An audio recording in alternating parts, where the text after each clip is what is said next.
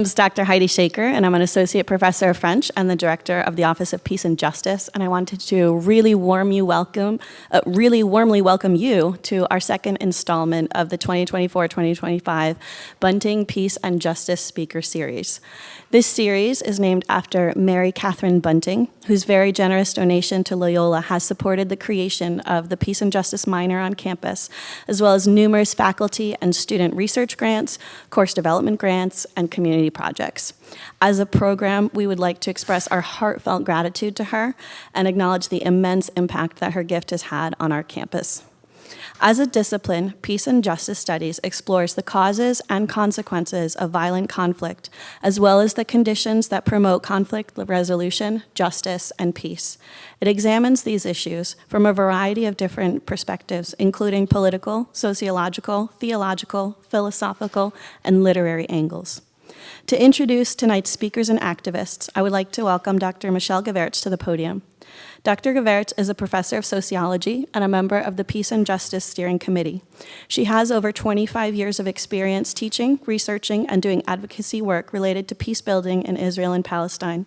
And I would like to very publicly thank her for her contributions to the Peace and Justice Studies program on campus, as well as for her leadership in making tonight's very timely talk a reality.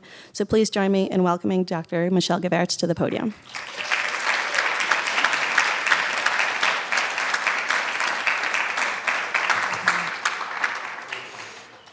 Good evening. As Dr. Shaker noted, my name is Dr. Michelle Gevertz, and I'm a professor of sociology here and a member of the Peace and Justice Studies Steering Committee. And I'm pleased to welcome you to this incredibly important talk entitled Partnering for a Just Peace in Israel and Palestine, an evening with Combatants for Peace. Combatants for Peace is a grassroots movement of Israelis and Palestinians dedicated to co-resisting the occupation and co-creating a future where all people can live with dignity, equality, and freedom. Launched in 2006, they are the only movement worldwide founded by former fighters on both sides of an armed conflict. And as a result, they were nominated for the Nobel Peace Prize in both 2017 and 2018. I have followed Combatants for Peace since 2007, not long after Combatants for Peace was formed. And it's a remarkable joint social movement that's rooted in a vision of collective liberation. As you'll hear clearly today, it's committed to addressing all forms of violence, including the grotesque physical violence that has long dominated the news, but also the just as harmful structural violence that fosters it and the cultural violence that sustains it. Delivering the keynote talk will be Combatants for Peace activists Aziz Abu Sarah and Elie Avidor. Gilly Getz, the American Friends Combatants for Peace president, will moderate.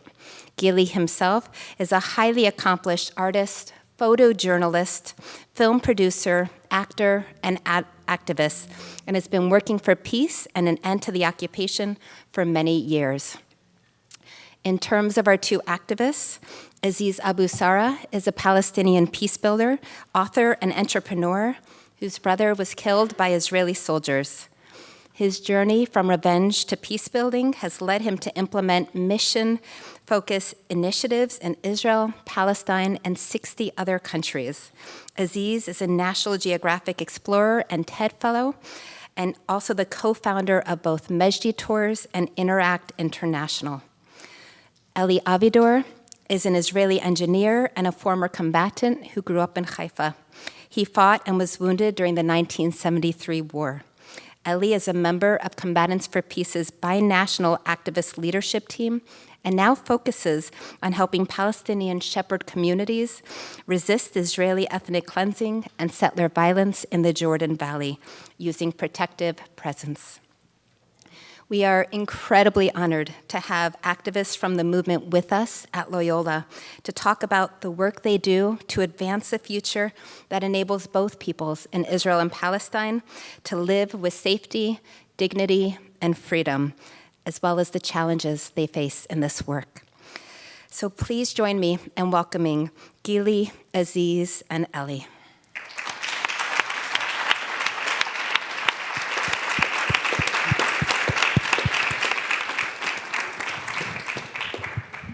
Thank you so much, Michelle. I'd like to start Thank you, Michelle and Heidi. Thank you so much for your really gracious hospitality.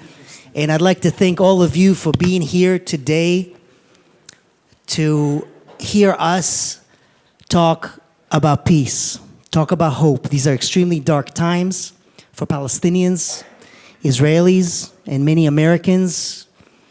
Frightening now. And we'd like to talk to you and give you an insight into a miracle that happened in the Holy Land. A miracle called Combatants for Peace. Combatants was formed as Israeli and Palestinians took a leap of faith. They took a leap of faith because they recognized something in each other. They recognized that they reject violence. They reject violence as a solution, as a way to liberation on their own, and then they took a great leap of faith and met each other. And that was the genesis of a movement that, on top of everything Michelle said, also puts the largest peace event in the land, the joint memorial ceremony, where we mourn our dead together. A fairly radical idea, especially on Israeli Memorial Day, that grew from just a few people in a small theater to before October 7th to 15,000 people in the center of Tel Aviv. And now the movement also marks Joint Nakba Day, the Palestinian Day of Mourning. The movement is joint. Everything we do together. We have two of everything. And we try to model what joint nonviolence, joint struggle, co-resistance, and the path to collective liberation looks and feels and sounds like. One of the features of this work is the symmetry of power, the imbalance in this conflict, which you see here today, not only because we're three men. The reason for that is our Palestinian friend, May, did not get a visa to come here. So there's always this symmetry of hardship of travel for our Palestinian friends. So it wasn't intentional, but you're stuck with Aziz. And I'm really happy that you get to hear in these dark times these two incredible human beings, these two really dots of light in my life and in our movement's light. So it's really quite wonderful. And I hope you get an insight. So another feature in this work is transformation. We didn't get here without going through deep personal transformation, challenging the narratives of ourselves and the narratives of the other. And maybe I'd like to start there. Maybe you can speak a little bit about how you get to this point from where you started. To say that the movement is challenging to both societies that are engaged in deep violent conflict. So maybe you can start there. And a little bit about yourself in general. Okay. Hi. And it's really a pleasure and an honor to be here. Come from Israel and basically spread the story. Because it's a very important story that you all need to hear. Because you hear other stories that of interest for different parties. And we are both coming from there. And I'll tell you a little bit about what's really going on and how it affects my life, and I hope it will affect your life. So I grew up in Haifa in Israel. As a kid, I was born 3 years after the establishment of Israel. And all I heard about was that Israel was a new country with enemies around, had to protect itself. My grandfather came 120 years earlier from Russia. My grandmother from Germany. She was a doctor, came to the swamps of Israel because they felt the Jews need a place. My father brought in the Jewish brigade against the Nazis in World War II. Then in the Israeli defense forces was a high-ranking officer. So all I grew up was, this is a new country, and we have to devote ourselves, our lives, to keeping this country safe. Then there were the wars of Sinai Campaign 56, My city was bombarded by an Egyptian ship already then. Then there was the 67 war. Then obviously I joined the army, and I took part of the Yom Kippur war. I fought in the Golan Heights, had friends being killed near me. That's what I grew up with. I didn't think about the other side. Though I didn't hate the other side. I thought that the Syrian soldier that I was fighting is as devoted to his country and his family and their safety like I was. But this was the situation. Let alone that I didn't think about the Palestinians that were part of Israel before and lived in Israel. Many of them lived in Israel, what used to be Palestine, and became Israel, and some of them, many of them, thousands, hundreds of thousands, were thrown out of the country. Never thought about their story. I had my story. Then I moved to the States. After 20 years, I felt that I belonged there. And I wanted to continue what my grandfather started. And I went there, and somebody told me about this ceremony that Elie was talking about. Ceremony of commemorating victims, both for Palestinians and Israelis, and sharing the pain of both sides. And it is done on the most holy of days in Israel, which is like what you have here, the Veterans Day. We have the Memorial Day. And everybody goes to the cemeteries. And this is a very, very solemn day. And all of a sudden, Combatants for Peace decided, on that day, we're going to bring Palestinians and Israelis together into Israel. And the outcry of lots of people is, how can you bring terrorists into this and share the pain with them do it on another day? But we say, no, we wanted to do it on that day. So you will not only hear stories about how all these soldiers died and we need to continue the fight. No, we do not need to continue the fight. We need to stop the fight. We need to live together. So I'm sitting in this ceremony, hear the stories, and basically cry for an hour and a half. And then I said to myself, Elie, what are you doing? And I joined Combatants. And Elie was talking about transformation.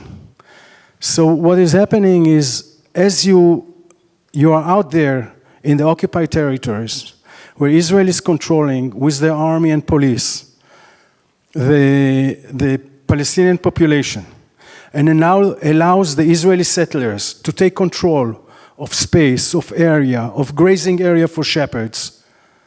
When you see the evil, all of a sudden, you have powers and energy to do things you never thought you'll be able to do, or you will not do. So there's one village called Khan el-Ahmar that the Israelis, it sits on the main road from Jerusalem to Jericho, and the Israelis wanted to move it away. They didn't like it there. The road is too strategic. And we were going there, Israeli volunteers, international volunteers, the Palestinian Authority, and we slept there. I went there every week. Every Thursday night I slept on the roof of the houses there, waiting for the army to come with the mechanical tools and the tractors and what have you to demolish this place. And we were just waiting for them to come.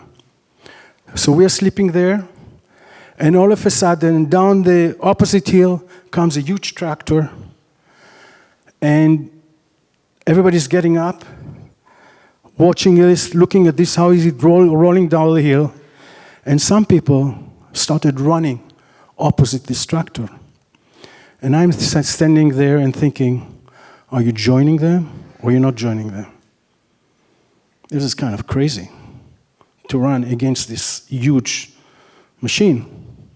And then I thought, I believe in what they believe.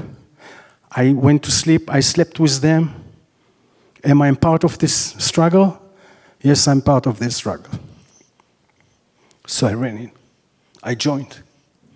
It's good my wife wasn't there. But it's crazy. But that's what you do. You get this power of transformation. You understand the other side story. Things you never thought, oh, of course, we gave you half and half. We told the Palestinians, half the country is yours, half the country is ours. The UN agreed to this, only the Palestinians didn't agree to this. All of a sudden you hear, no, it's not so simple. The Palestinians were there for many, many years. All of a sudden the Jews started coming, and then they tell them, you know what, half-half. I said, why half-half? We could roam from this side of the country to that side of the country. Now you tell us, no, there's a border? I didn't hear this story when I was young. So it's very important to hear the other side. You don't have to agree to everything, but you have to understand. And the other thing is, while talking to this other side, you realize they're human as you are. Because going to war, fighting, you see you aim in a distance. Whatever is there on the other side is not human, it's not like you. When you talk to them, you get close to them, all of a sudden they're human like you. They have wishes, they pray, they have families, just like you. They write love letters to their girlfriends or to the mothers, just like you do. Everything is the same. They're so similar. Let alone the Palestinians, the Israelis, and the Arabs are, from history, you know. It's all the same. There's no point in fighting, it's really. So that's the story.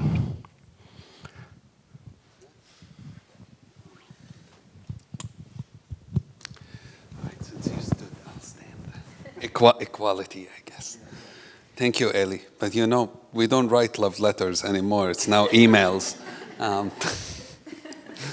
A little bit of a humor is helpful with this, talking about so much pain and so much suffering, and it's one way we escape from all of it, or we deal with some of it. My name is Aziz. I'm Palestinian, grew up in Jerusalem. I'm Palestinian American now, which is how I got to be here, unlike Mai and unlike other Palestinian friends of ours who can't right now be here. And this is something important because often, especially in the last few days, people keep telling me about how things going to get worse for Palestinians. I'm like, yes, but we have to recognize it's already bad.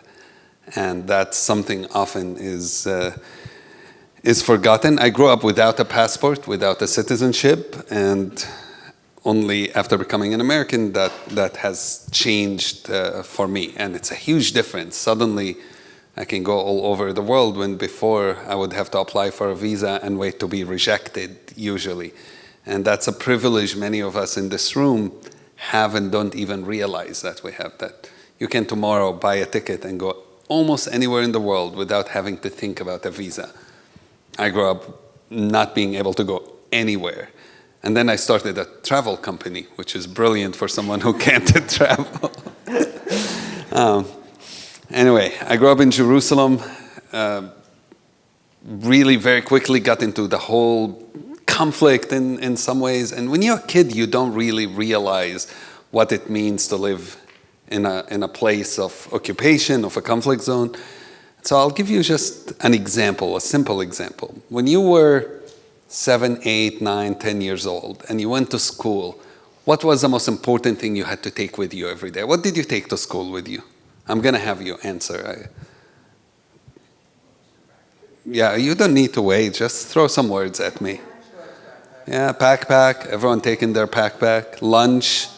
What am I hearing? Other things? Homework. Yeah, somebody here studied. No wonder you got a PhD, right? Anything else? Pens, good, nice. I took with me every morning an onion. Anybody can guess why? What you can guess, what do you not know? Yeah, nobody can guess. Why do you think my mom would give me an onion every morning? No guesses? Yeah?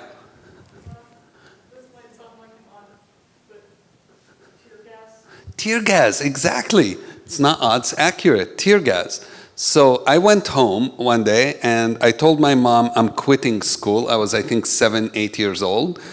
And I made the case that school is not worth dying for. And that day we were fired at tear gas. I was, like I said, a kid. And I thought I'm going to suffocate and die. And therefore, I don't want to go back to school. And my mom had to figure out a way to convince me to go back to school. And her way was to give me an onion. And if you cut an onion and you put it close to your nose, if you get fired at tear gas, you don't know you're coming to a crash course of protests and tear gas and all of that. It will help you actually survive. And unfortunately, I did have to use that onion way too many times. So that's the reality of growing up and living under occupation. And that's when you're 7, 8 years old, when you talk about the trauma that builds in. By the time I was 9, my brother was arrested, tortured in Israeli prison, which led to his death by the time he was released. I was 10 years old when he died, and he was 19 at that time. And as you can imagine, if I walk to you here and I go, bam, and I punch you right in the face, what would be your first reaction? I would be shocked. You'll be shocked, okay, and then? Punch me back, thank you. That's how most people would do, and that's exactly how I felt. If you kill my brother, then that's exactly what I'm going to do. I'm going to hurt you as well. And so for the next 8 years, that was the main thing I believed in. I was very angry. I was very bitter. And all I wanted to do is revenge. And so I joined a political movement called Fatah. I became part of their youth movement, became part of the leadership of the youth movement in Jerusalem. I participated in everything from throwing rocks to writing to mobilizing to I edited the youth magazine in Jerusalem in the school. And that became my activism. And I did that for 8 years. It was mandatory to learn Hebrew in my school, and I refused to learn Hebrew the whole time because I was not going to speak the language of the enemy. And then I finished high school and realized that was the dumbest decision possible, because if you live in Jerusalem and you don't speak Hebrew, you're not going to get to college, you're not going to work, you're not going to be able to have anything normal. And so I went and studied Hebrew in the best place you can study Hebrew, which is Ulpan. It's where Jewish immigrants go to study Hebrew in Jerusalem. And I was the only Palestinian sitting in a classroom where everybody else was Jewish. And it was very uncomfortable in the beginning because that was the first time I was in such a situation. My only interaction with Israelis until then was through checkpoints, was through settlers who, just like we read in the news today about pogroms happening in the West Bank, I grew up with those almost on a weekly basis. And so I was terrified of settlers. And suddenly I'm sitting in a classroom with these Israeli Jews, and we were equal. And it was the first time that me and the other, in that case, were equals. But something even more powerful is that my teacher recognized that I was afraid and feeling uncomfortable, and came and made me feel much more welcomed. Spoke to me in the few Arabic words she could say, and just made me feel that it's okay to be here. And often we forget that it takes really sometimes only few words to make significant change. Anyway, that's where my transformation happened, because I realized in that Hebrew class that we do have the power to choose. When I was 10 years old and my brother was killed, I felt that I didn't have the power of choice. I felt that I must revenge. And then at 18, in that Hebrew class, I realized that wasn't true. Because regardless of what other people do to you, you always have the ability to make your own choices. You can't control others, but you can control your reaction. And every time I chose hate, I was being a slave to the person who killed my brother. And realizing that was quite a freeing thing, because not only did that person kill my brother, but also controlled my life for 8 years. And I wanted to break free from that control. And that's how I started my activism in the last 20 plus years.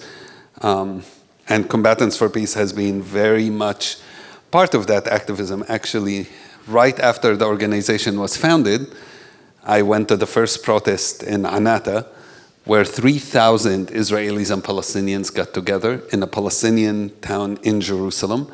We got fired at tear gas again, but this time we fired that tear gas together. This time the Israelis are not the ones firing the tear gas only, well, they were, but also the Israelis standing with me were being fired at tear gas. And that is the shift, is suddenly it's not an Israeli versus a Palestinian. We are in it together. We are in this struggle. It's not Israelis versus Palestinians, it's rather those of us who believe in equality, in justice, in working together, in freedom, and those who don't yet. And our message is, how do we get those who don't yet to join us? How do we get people to realize, what you see on television, what you see in the news, it's not accurate. We're not enemies.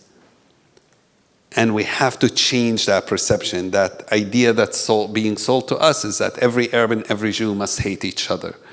You mentioned the memorial. I actually spoke at the second memorial of combatants, and I remember it being only a few hundred people, and watching it growing over the years is just incredible. Watching instead of, they brought me when nobody was showing up. Now thousands of people show up. And it's just incredible to see that work happening. And so I'll end with a couple of thoughts. One, when you watch everything going on today, remember that there are people who are making a difference on the ground. And remember, don't allow despair to be the response to how you process everything going on. It is a very hard time. I have friends in Gaza who are still in Gaza. I talked to a friend of mine just about 10 days ago. His father was injured in North Gaza just 2 days before.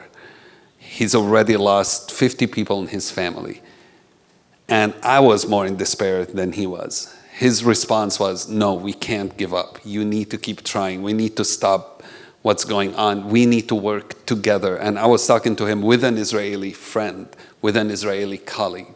So don't let despair take over. Keep working together. Keep creating hope. We often say hope is not a noun. It's something we create together.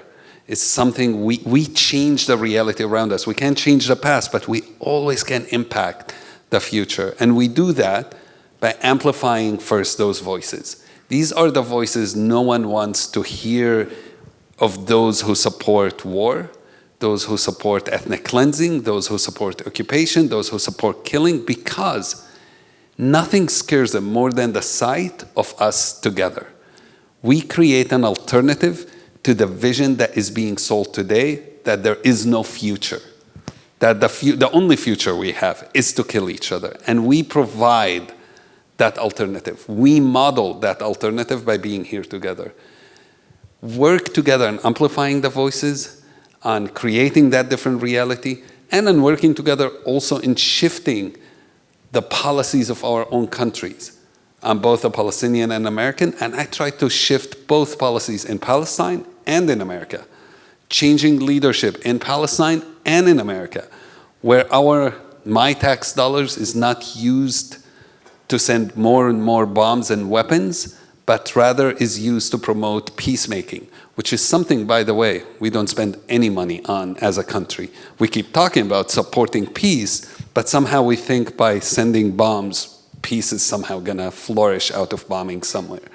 And that's something all of us can be part of, because this is our home.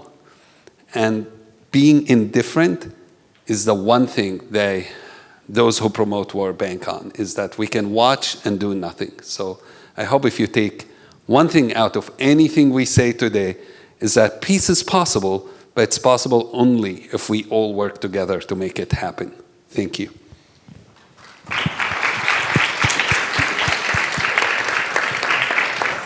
Thank you, Aziz. Thank you. We have in the movement say the hope is not something you lose or something you get. It's something you create, and that active approach to hope we find extremely powerful.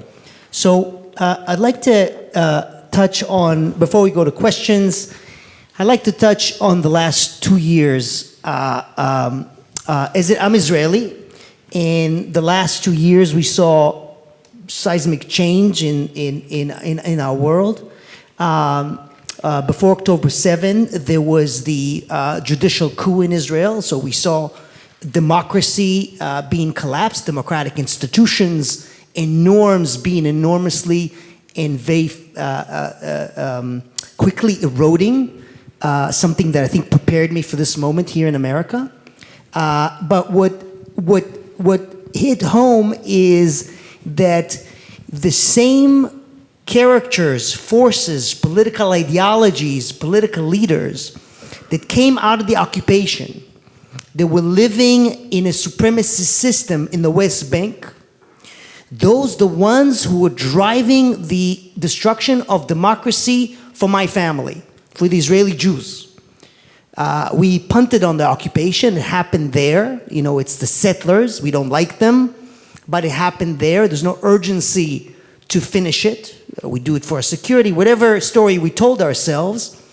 And now, Israeli Jews, many of them, including my family, who came from the Soviet Union to be free Jews in our own country, are feeling threatened and besieged, and many of my friends are looking to escape Israel because they don't feel safe and free anymore. And the reason they don't feel safe and free is because of those same supremacist forces that have been oppressing Palestinians for all these decades. They didn't just stay in the occupation. They're now, from the river to the sea, establishing an autocratic, supremacist system that will include Jews as well. None of us are free until all of us are free has became real and dangerous. Because I've been working with Palestinians and against the occupation, it wasn't a huge surprise, but it definitely shook my world. And then came October 7, and maybe you both can point to how you dealt with it. As an Israeli Jew living in America, I felt deeply dehumanized after October 7 by some pro-Palestinian spaces celebrating, minimizing, or outright denying the massacre, something I never felt in the movement. We had a very difficult conversation days after October 7 with the movement. We didn't know exactly what to do, but we stayed together, and we definitely didn't dehumanize each other. But here in America, it felt that if I go in with being the trauma, our friend Maoz lost his parents on October 7. Our friend Jonathan, his mother's Vivian Silver, very famous piece, was also murdered by Hamas on October 7. In giving all that grief, I found that there's only two places. One is the pro-Israel space that completely dehumanized Palestinians in West Bank, in Gaza, and in Israel. And the other one was a pro-Palestinian space that dehumanized me. And, you know, I never felt dehumanized before. I knew my community dehumanized Palestinians, but I never felt dehumanized like that before. And I really felt lost, and I was so grateful for the movement to have a space that would figure slowly and very difficult, figure itself out, giving that this level of violence was not something new to our Palestinian partners, but it was definitely something new to us. And we never experienced a massacre on that magnitude. But it also taught us something about being on that side of the massacre for the first time. So maybe you can speak a little bit about October 7, which is not the day the conflict started, just to be very clear. Any doubt about that? In moving forward, finding the way through this horror and pain, and what happened after October 7 in the West Bank and what happening in Gaza right now. And what does partnership mean in this in this much more difficult and dangerous reality. Okay. Sure. All right. Whew. Yeah, I got the news on October 7th from one of my colleagues who in the morning told me that this is going on. Her friend was going missing. We later on found out she's Israeli, that her friend was taken to Gaza. She was released in the first deal that happened, the only deal that happened so far, after 50 some days. And then within a couple of hours, I found out, slowly start finding out that people I know have been hurt or their families have been hurt. And not only, by the way, Israeli Jews, there were Palestinians who were also killed by Hamas on that day, which often are not talked about because it doesn't fit into the narrative, including a medic, for example, who tried to protect people, a Palestinian medic who tried to protect Israelis who was killed by Hamas, and then found out that Maoz, who just Gili mentioned, parents were killed. And I started reaching out to those friends who've had family members hurt or kidnapped or, whichever. And not everyone, as Gili said, has felt that. But I think this is the part where values become very important. Do you really believe we are equal as community, as people, as humans? Do I believe that civilians should never be hurt or not? And in that moment, you have to answer that question. To me, it was very obvious that what happened then is on October 7th is not acceptable. It's not something I stand for.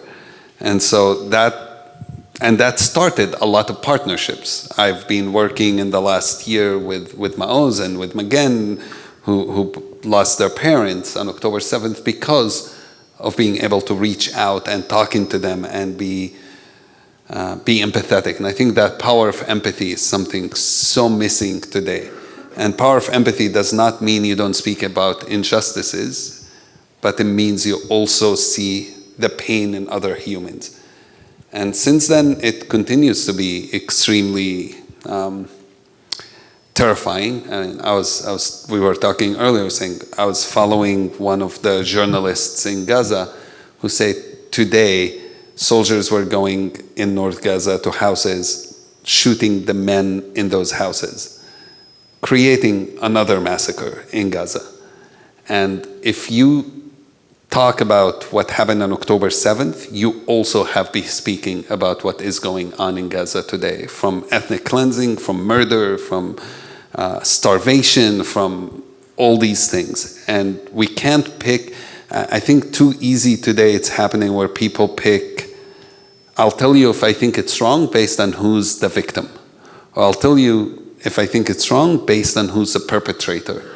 And that means you're not really basing your decision on what's right and wrong based on values. You're basing it based on ethnicity, nationality, religion, and I don't know how to describe that. So this is just dealing with those last few months,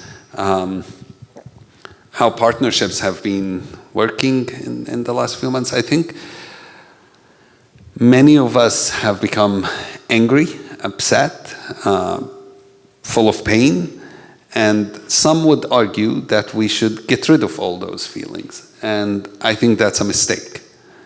I think you can't get rid of pain. You can't overcome pain. It's going to be with you for a while. It takes time to heal, and it's very hard to heal when it's continued to be happening. You can't get rid of anger that easily. But what we can do is how we process that anger and how we make it affect our work. And so, to me, I look at anger and at pain like a nuclear power. And you have a choice of what do you do with nuclear power. You can create bombs with nuclear power, or you can create electricity with nuclear power. Maybe preferably you don't use nuclear power at all, but if you got it, you have one of those two choices. And I've been working with a few of my Israeli and Palestinian friends on how we're going to process that pain and that anger into something creates something good. And whether that means working with governments, whether that means mobilizing people, whether that means protesting, whether that means all these things, doing the work Elie is doing as well. I was in a protest in Al-Auja together with combatants just last month or 2 months ago.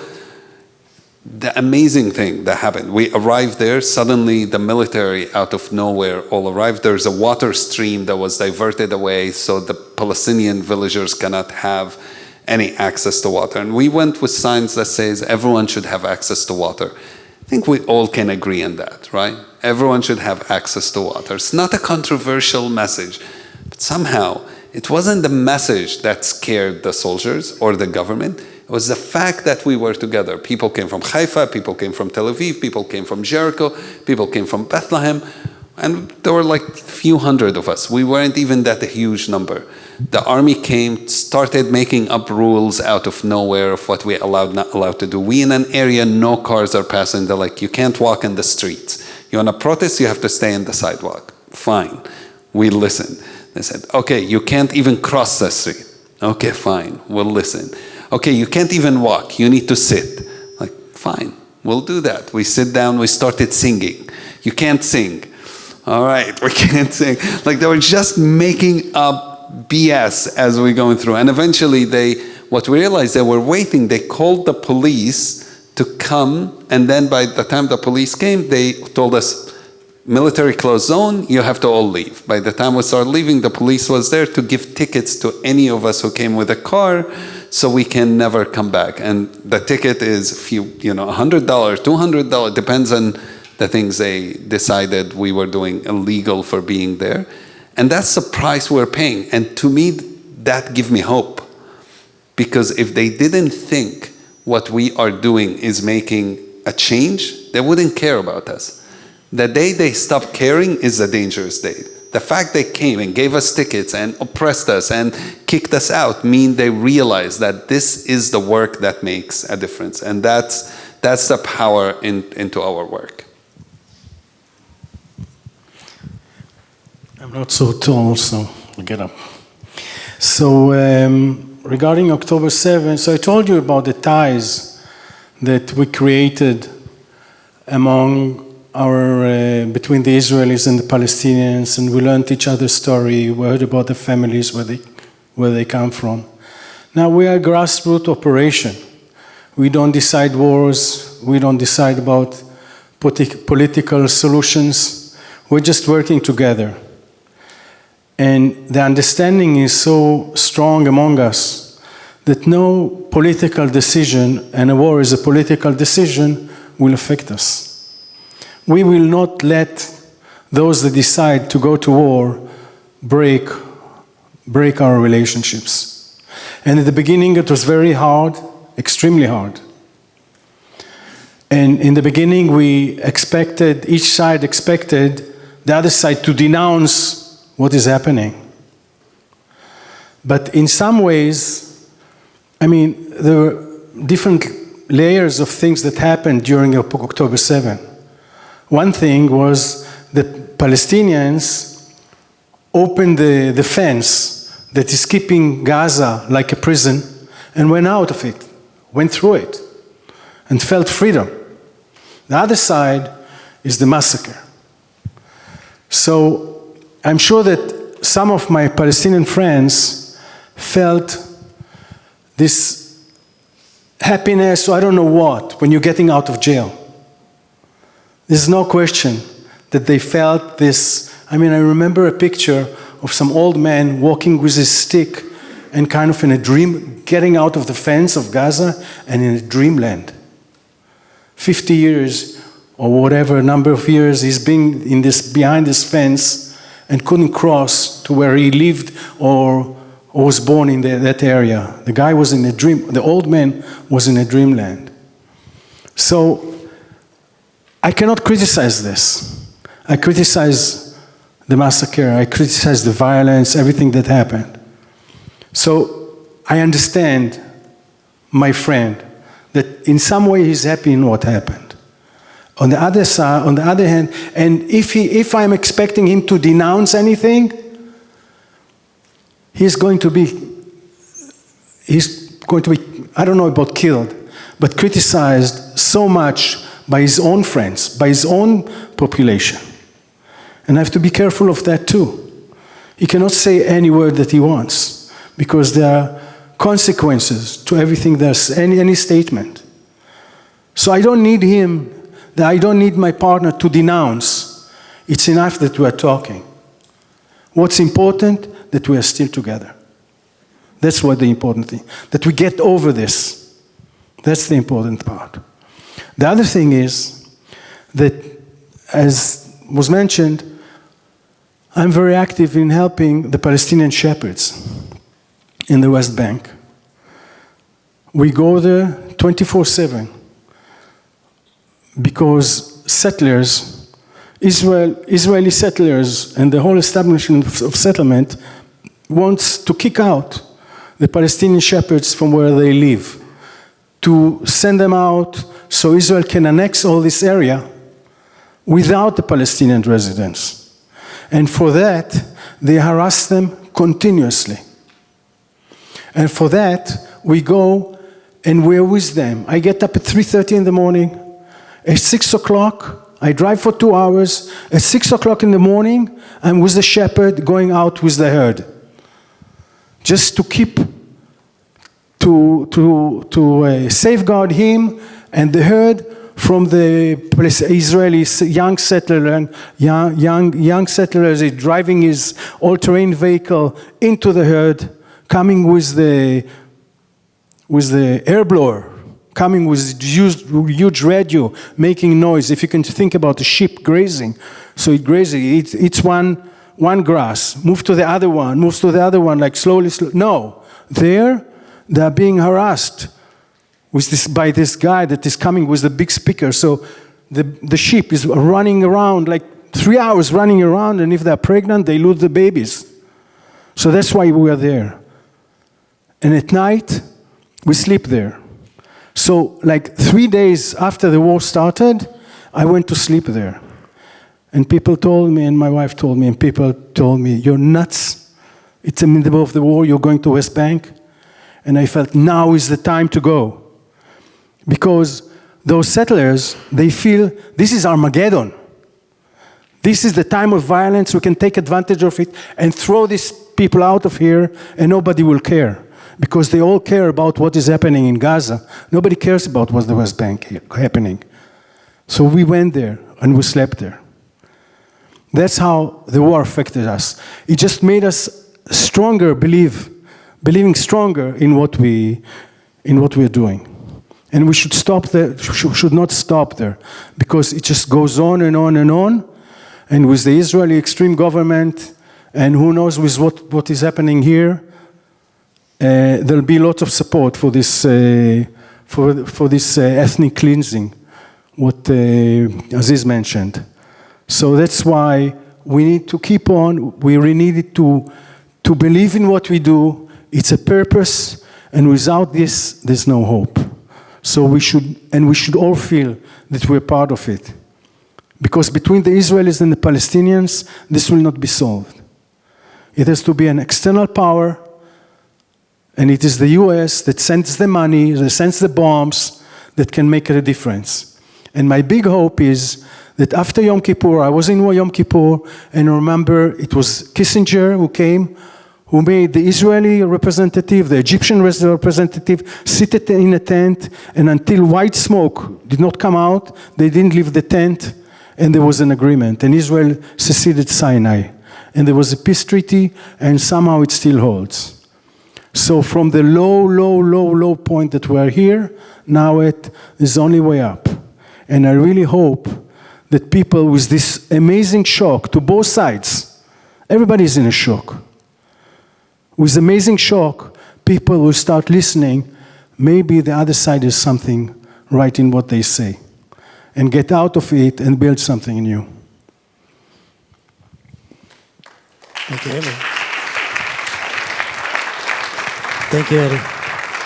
And about those agreements, you know, it's both societies are deeply traumatized right now because of October 7th, the war in Gaza, what's happening in the West Bank. But peace delivers security. The peace with Egypt and with Jordan delivered security. Occupation and supremacy deliver violence and destruction. And that's the message we're trying to convey to both societies. There is a path out of it where we be free and safe, but it has to go through peace, reconciliation, and believing in the shared, in collective liberation. So I'd love to collect 3 questions, if that's okay. See where your mind's at and what interests you, or you want to know more about this very complicated and unique work. The movement organizes from the river to the sea. We do a lot of, I think one of the reasons we survived October 7 is we forged the relationship in joint, nonviolent, co-resistance, mostly with communities, poor shepherd communities in Masafariata, in the South Hebron Hills, who are going through ethnic cleansing right now as part of the annexation process. Standing together with them is a model and which we offer to society. It's very threatening to see us together. They actually don't like it, like Aziz said, before the memorial ceremonies, they tried to prevent the Palestinians from coming. So we don't hold it together, even though they can come on any other day. On the day of mourning, they can come. So we have to appeal to the Supreme Court. And every time the Supreme Court has forces the government to let us mourn together. But that's how threatening coming together means to the system. There'll be Supreme Court for much longer. Not much longer. Things are about to get much worse pretty much everywhere, which makes this work so much more important. I got to say, there's a lot of hunger. A lot of media was interested in what we do. A lot of people wanted to hear about. So we did see an influx of interest of people looking at that path. So I'd love to collect 3 questions. And there you go. And we'll take it from there. Just make sure the hard questions go to Elie. I'll get only the easy ones. Well, thank you, Aziz and Elie and Gilly. It's great to have you here. My question's about civil society in Israel. And like you mentioned, we saw after October 7th, civil society mobilize, and we've seen civil society mobilizing for years now. How do you 3, how does the organization look at civil society in Israel? And while they may be very anti-Netanyahu and anti-Ben Gvir, but also not anti-occupation, is there an opening with civil society because we know it's so strong and it's so powerful? And if not, do you see an opening in the future? How do you all look at that opportunity? Thank you. Thank you.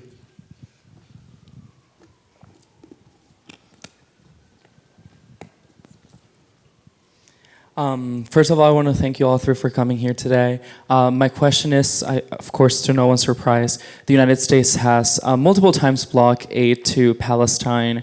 The United States stayed strongly supporting Israel and Israel's right to sovereignty in the Middle East, in the territory. And the United States in April also blocked full membership of Palestine in the United Nations. If you were to talk today to the leadership of the United States being here, what would you tell to focus on the issue? What would you tell the leadership, the government? What is the issue to address besides war, conflict, and guns? What is the essence of how can we solve this? Thank you. Relating back to what this young man was saying as well, I wanted to know what the U.S. could do to help with the peace with Israel and Palestine. And I know during the lecture you guys were talking about how we can help support, not aiding them with guns and bombs and all the violent stuff, but what can us, like, as activists in the U.S. help to do to help you get your point across and to help spread the word towards the whole America, to help you so that there's no violence and there's more peace between you guys?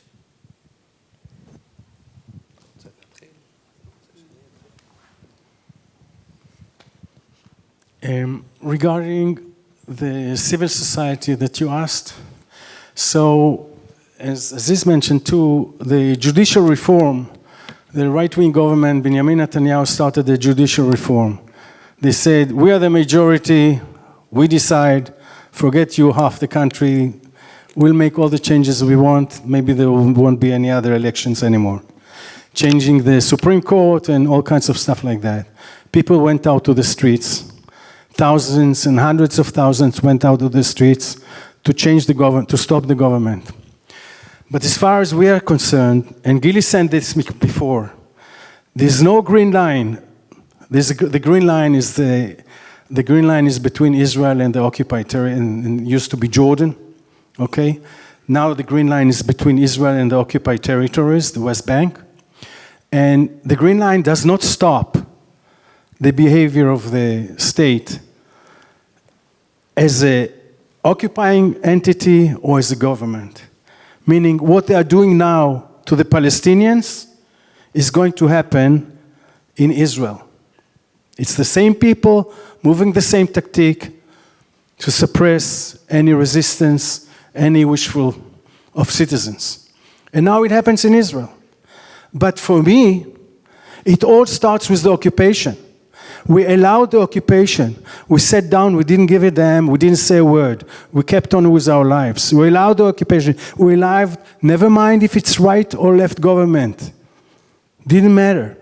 All governments did the same thing in the West Bank. And now we are getting into Israel. So week after week, during this demonstration, I came out from home with a ladder, stepped on the ladder. For 3 hours, I would shout the same 2 sentences. One, power does not last forever. And this is before October 7. Power does not last forever. It's all about the occupation, and you make an agreement when you're strong. That's what I was shouting for hours and hours. And people were mad at me. Why do you bring the occupation now into this demonstration?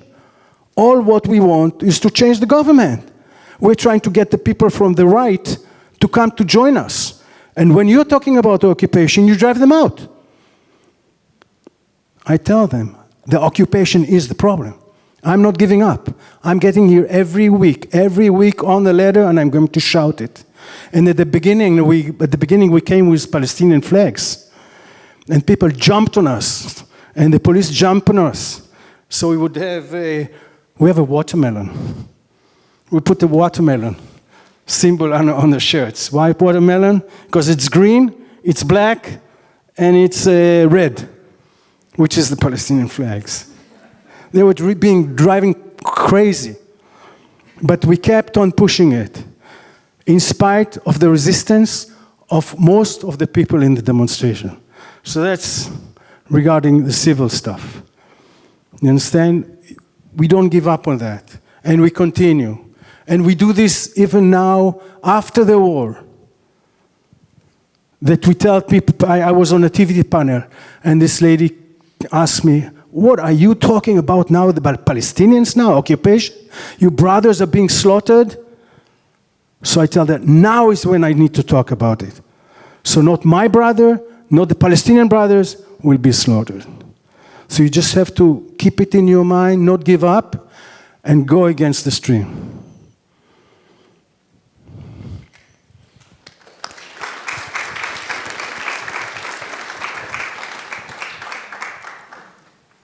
I feel I'm older. I'm going to stay down. I'm not standing down. You made my day, Aziz.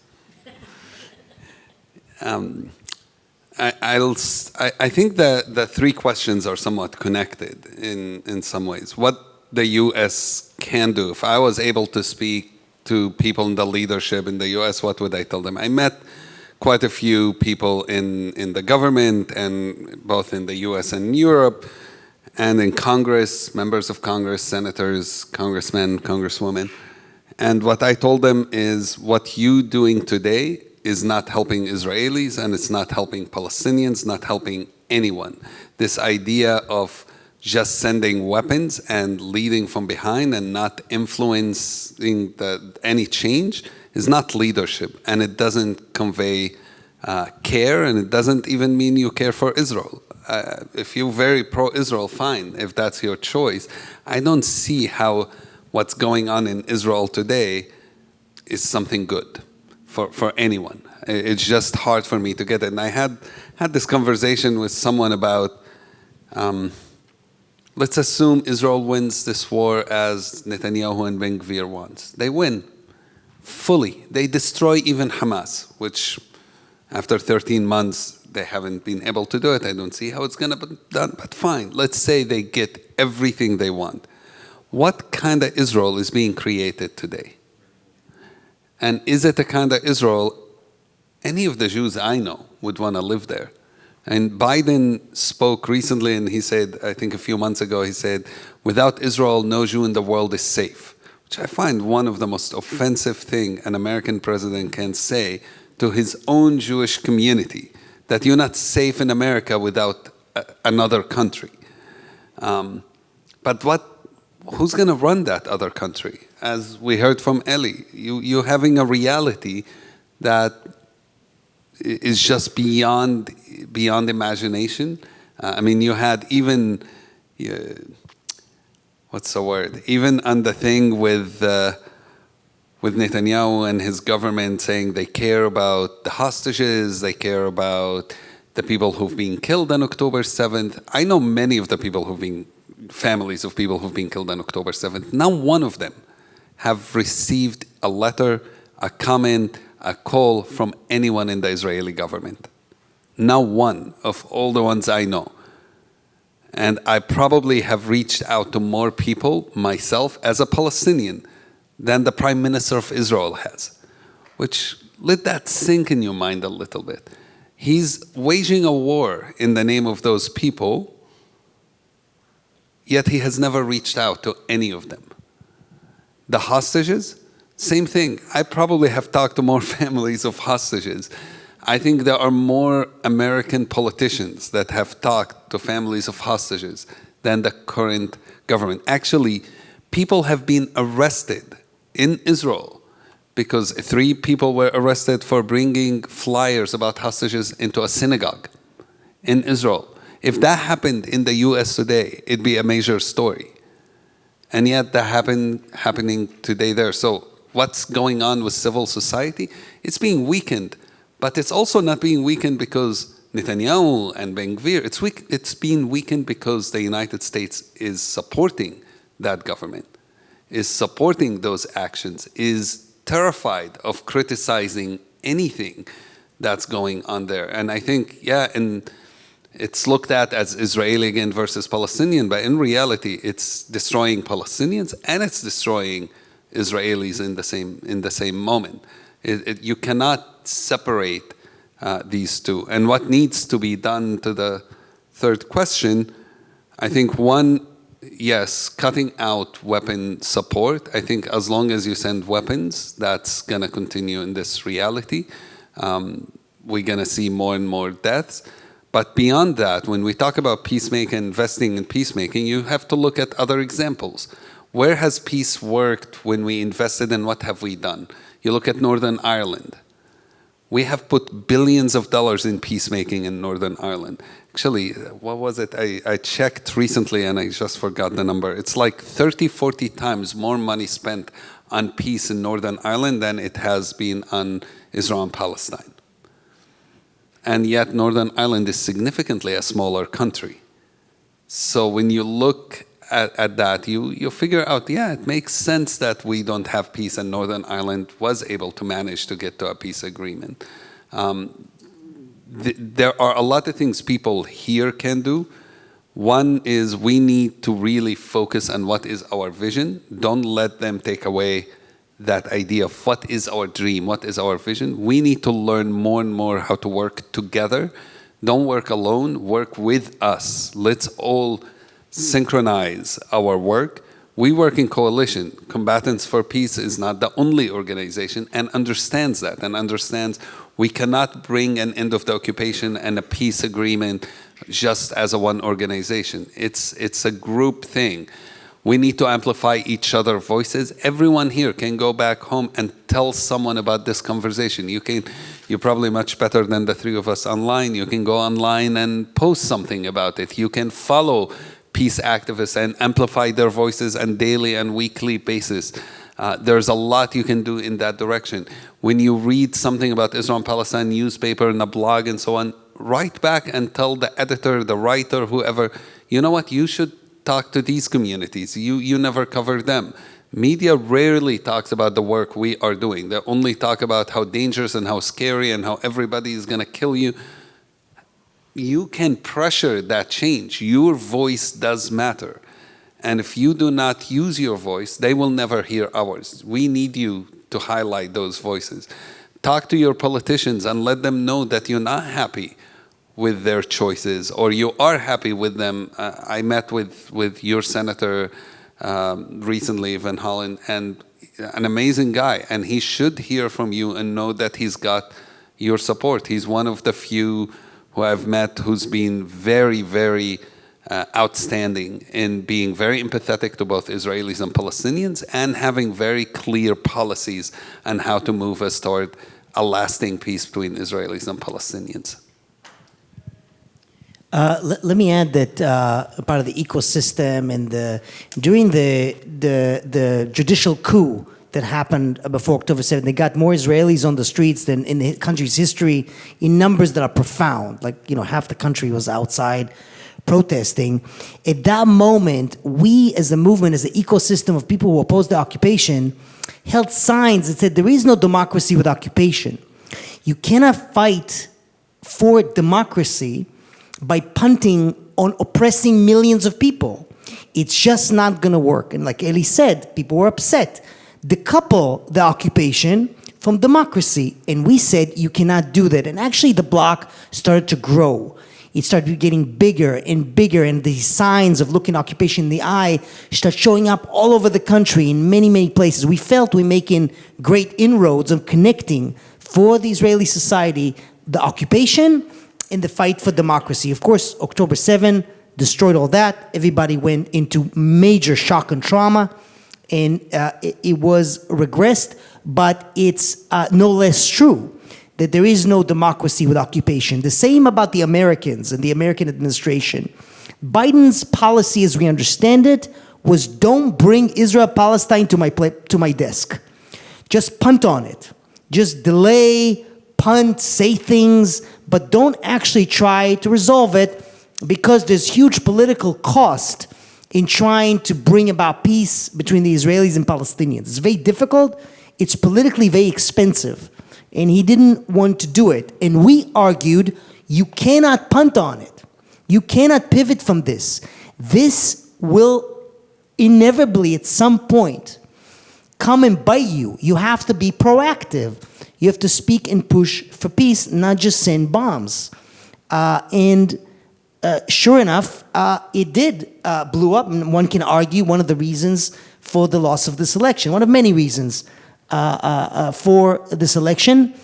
And now we have an administration who is going to be proactive.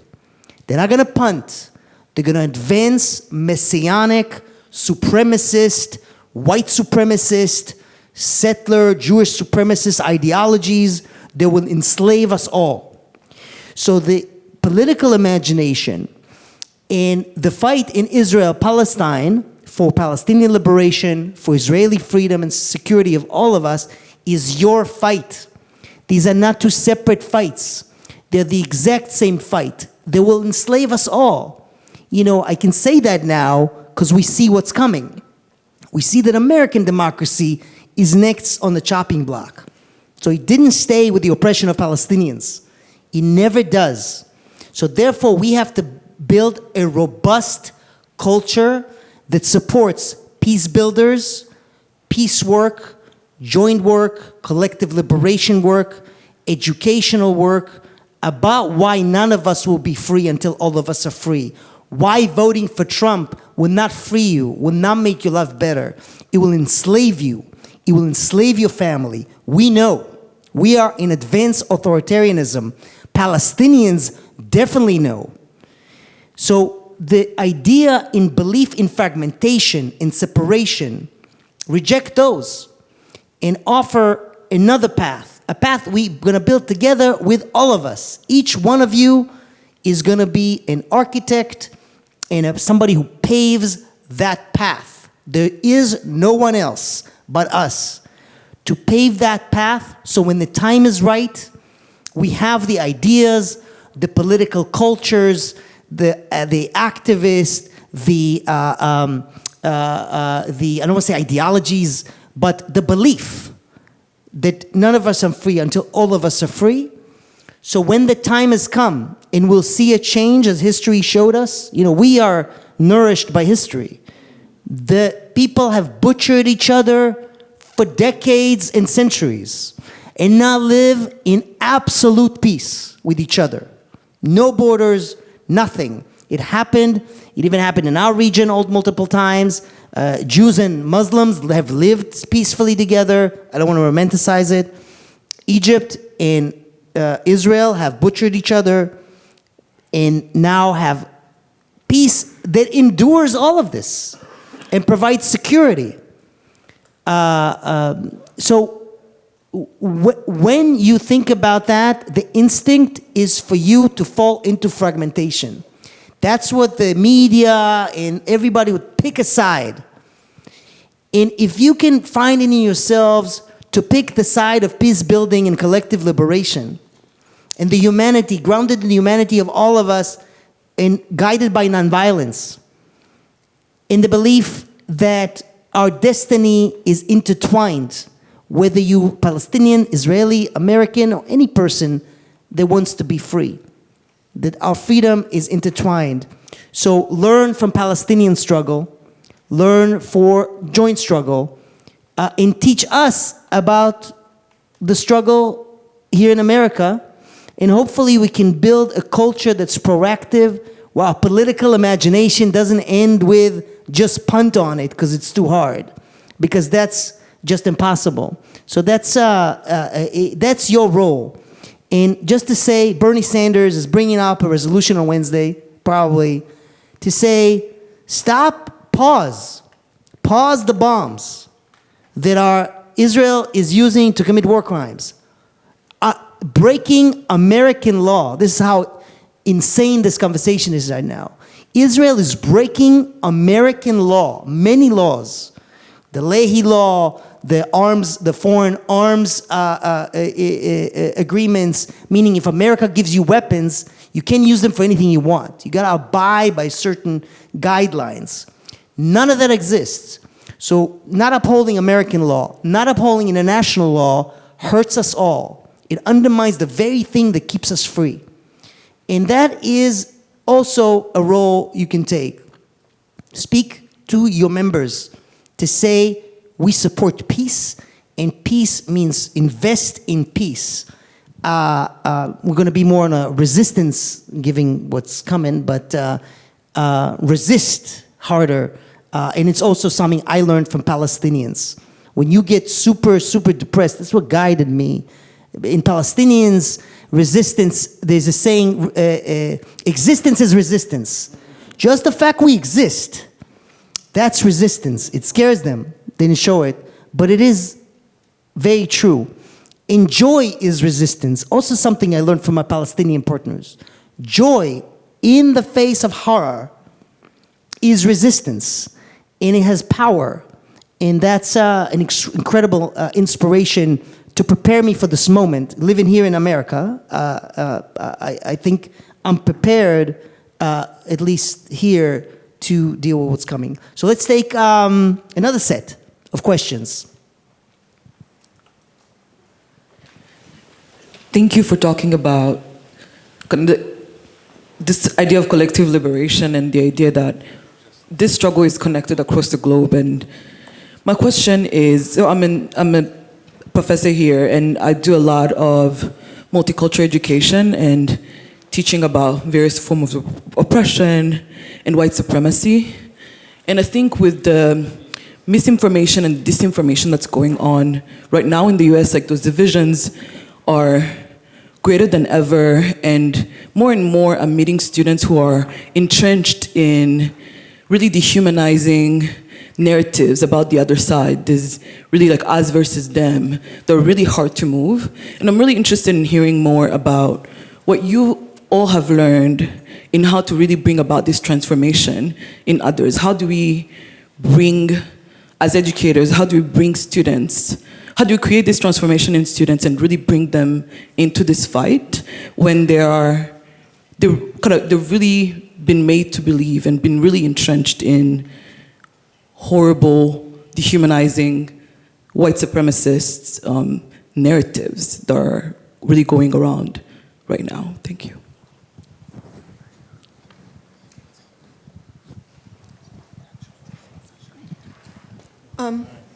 Okay, I've tried speaking to Republican legislators to their aides.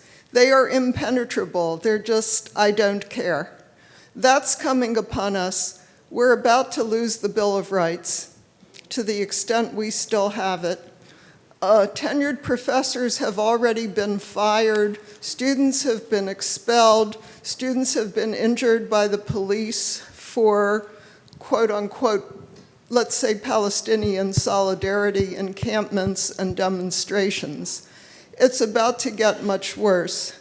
The House just rejected legislation to strip nonprofit status from organizations that, however they define it, maybe support terrorism, but we know what that means. You guys are terrorists. You know, any solidarity, No, yeah. not me.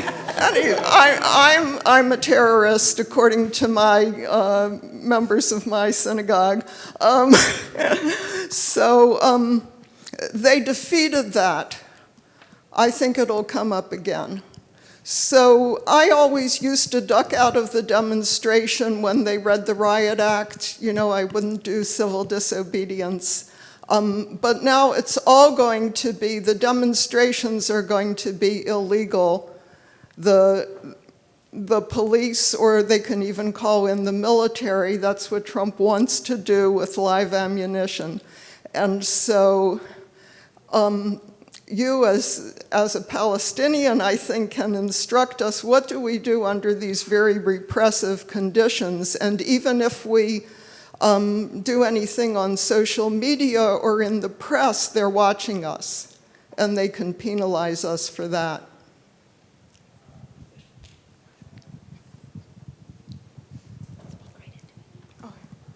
Hi, my question is, do you feel like there is a way to agree to disagree with issues like Israel and Palestine and voting for Trump versus voting for Kamala?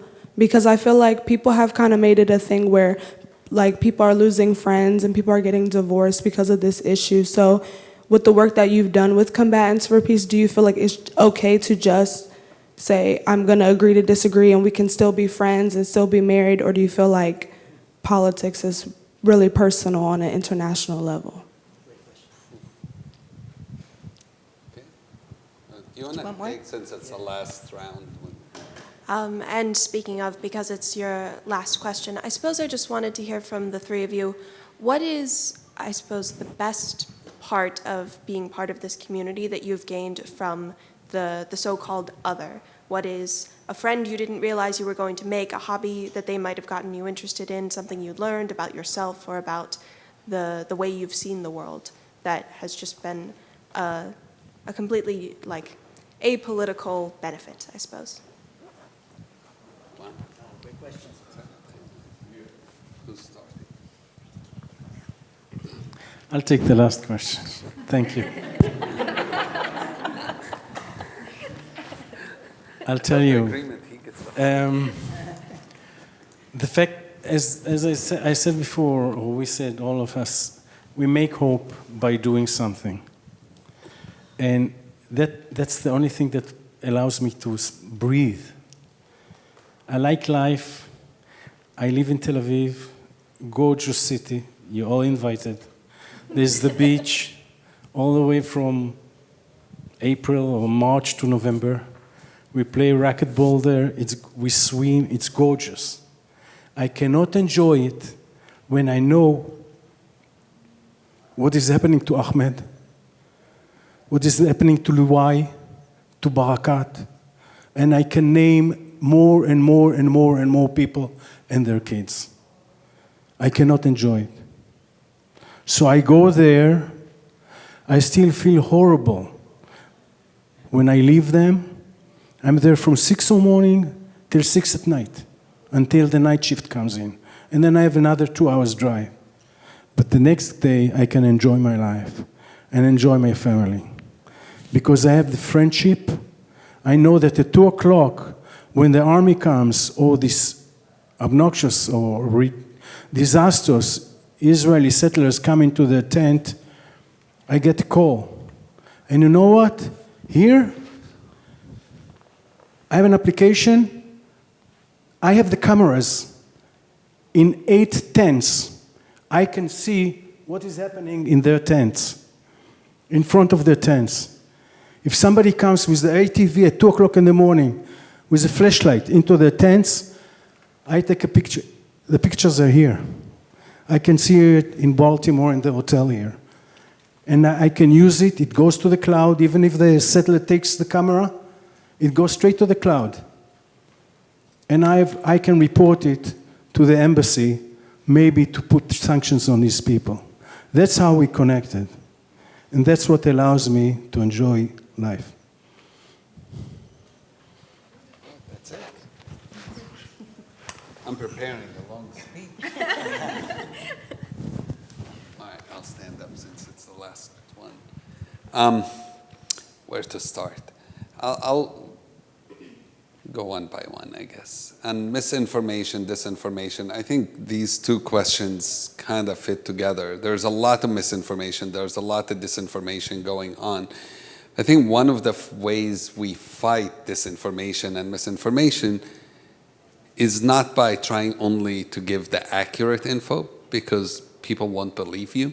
You have the accurate one. Well, no, I have the accurate one. And we can argue forever, and that happens in Israel and Palestine a lot. I like to tell people stories, because people cannot fight against stories. That's something, it's an experience. And so while we're here, we try to tell you some of those stories, because that's the thing that normally penetrates beyond the mask we put on, beyond all the hardening we do around our hearts. It really reaches people. And that's to the question about if we disagree with someone, they voted for someone different than I would have liked to vote for. They made a mistake. They said even something racist. I like to engage with these people through stories, not through telling them how wrong they are and how could they not see my point of view. That just doesn't usually work. And it's not, you have to agree with me or that's it. And if you remember in the beginning, I said it's us, those who believe in justice, equality, peace, and those who don't yet. And if we want those who don't yet at some point to join us, we have to be careful to not be condescending and not to be, not to make them feel they have no place with us. It took me 8 years to come to this work. And if you met me when I was 16 years old, you wouldn't want to probably be my friend. Gili might not want to be my friend back then, because I was solely on the other side. So patience is important. But patience is important as we're working to make that change. I think there is, Michelle, you can correct me if I'm wrong, there's a study that talks about change and how you create change in a society. And it says if 3.5% of a society really work daily on making a change, it usually is successful. Now, the problem in Israel wasn't really, I mean, some of those protests were more like a party than a protest. And there's a lot of rules about what makes a protest successful and what doesn't make it successful. And study of the Israeli movement, I think, will be very important in where it failed in the last 2 years. But that's what we can do. And that's, I think, to answer your question, 3.5% can change the whole country.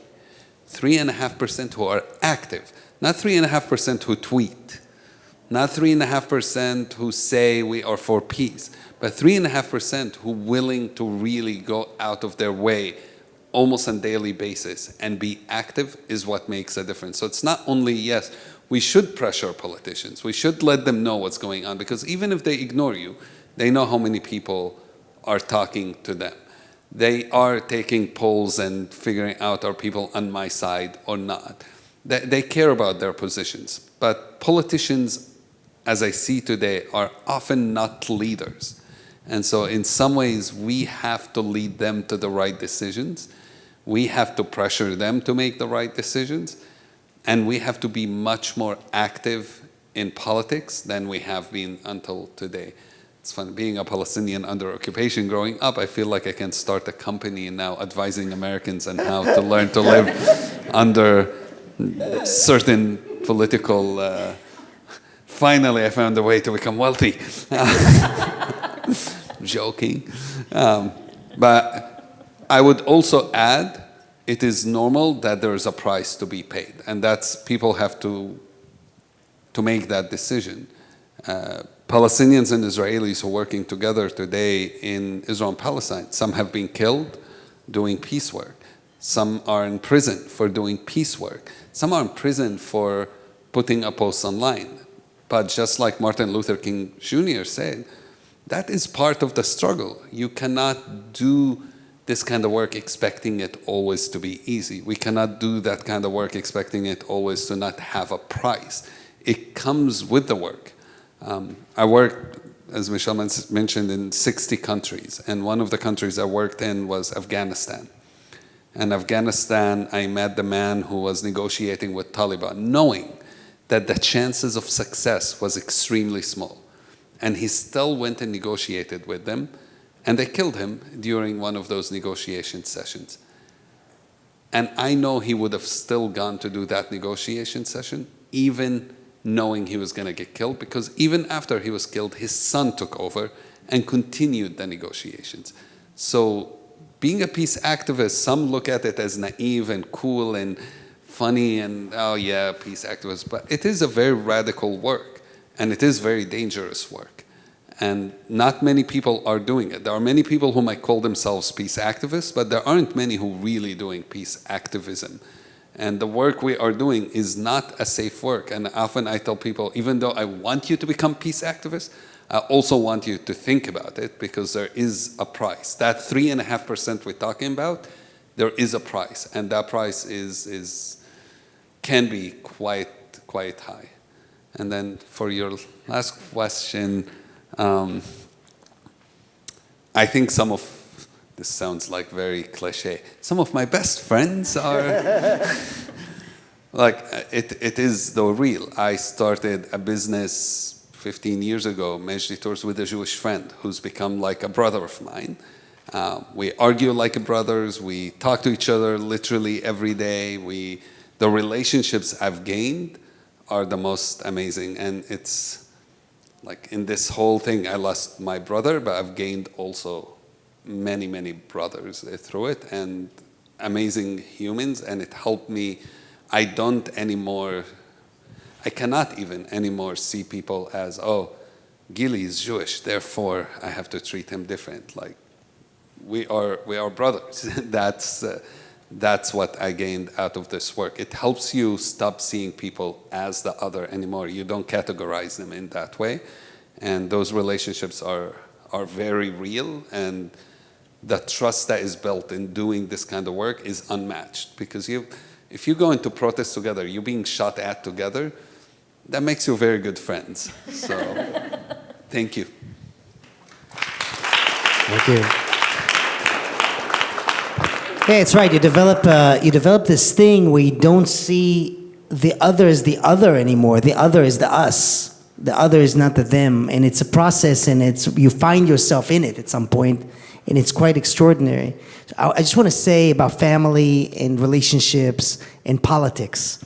So I deal with this a lot, and the general rule is, be kind to the people, be tough on the system.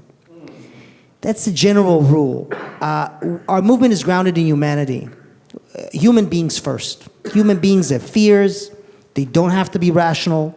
Human beings have traumas.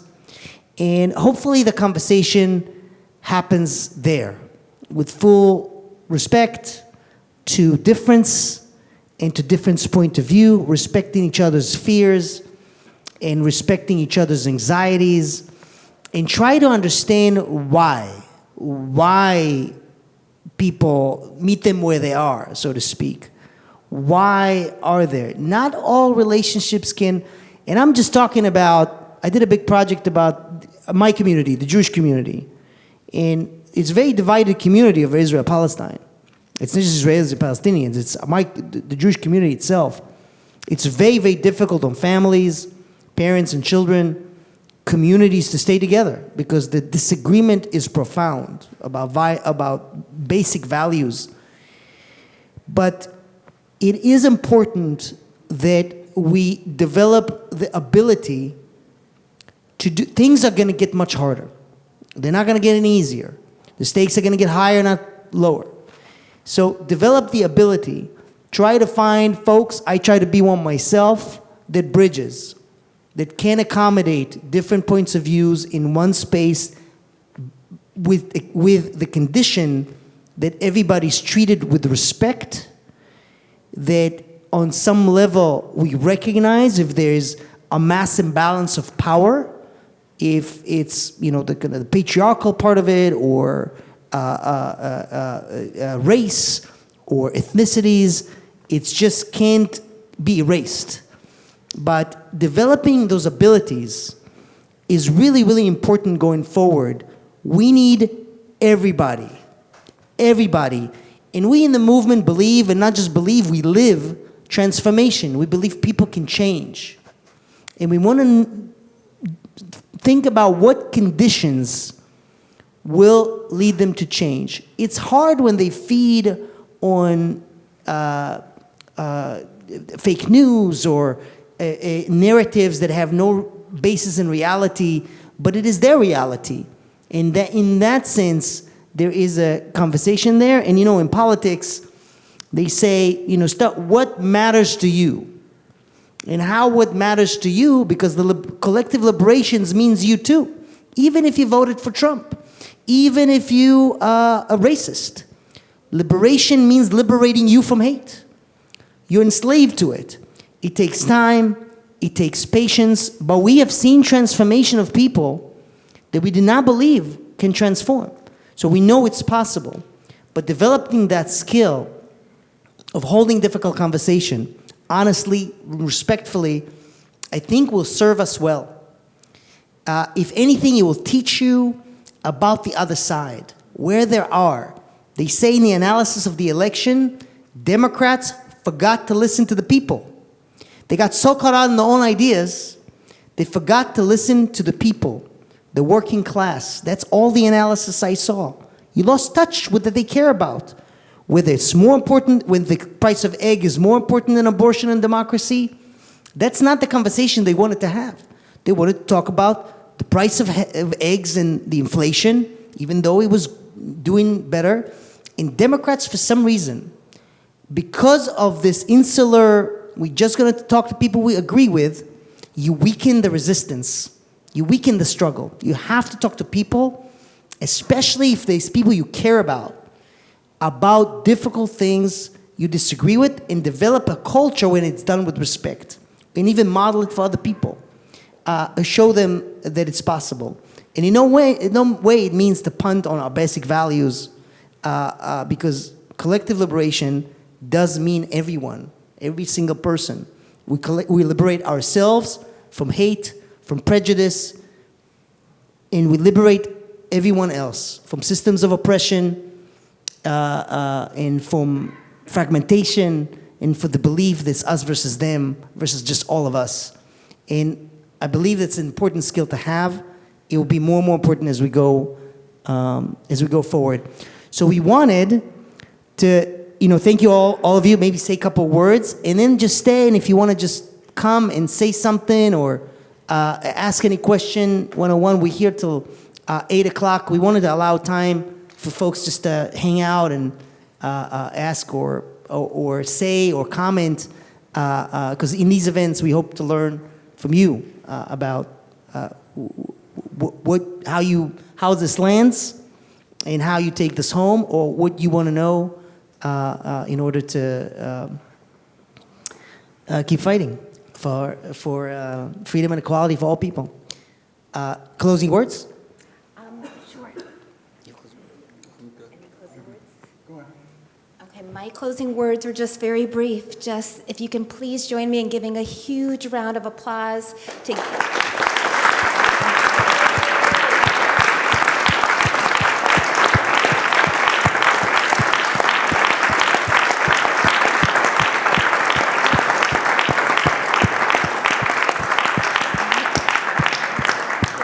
Thank you so, so much for being here with us. Thank you so, so much.